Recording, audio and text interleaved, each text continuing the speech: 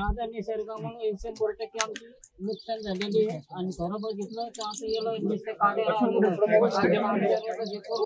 Soybean असेल, कपाशी असेल, मोसंबी असेल 100% माल गेलेला आहे आणि त्याचा भाव तुम्हाला सांगतो 10 वर्ष झाले तेव्हा बी 5,000 रुपये कापूस शिकत होता आणि आता 10 वर्ष झाले 8,000 रुपये. माझी एवढीच मागणी आहे की शासनानं हमी भाव कमीत कमी कापसाला 10,000 दिला तर आमचा शेतकरी टिकू शकतो. तर नाही तर तुम्हाला सांगतो 100% आमची मानसिकता झाली की शेती करून काही फायदा राहिला नाही. सोयाबीन आमची ताकद इतकी खचलेली की हे झाडं उपटाव कसे इथे येऊ शकत नाही. इथं जवळजवळ आमचं 2 एकरचं नुकसान झालं साहेब कपाशीचे. सोयाबीन आलं की आमचे काही शेतकऱ्यांनी विमा घेतला.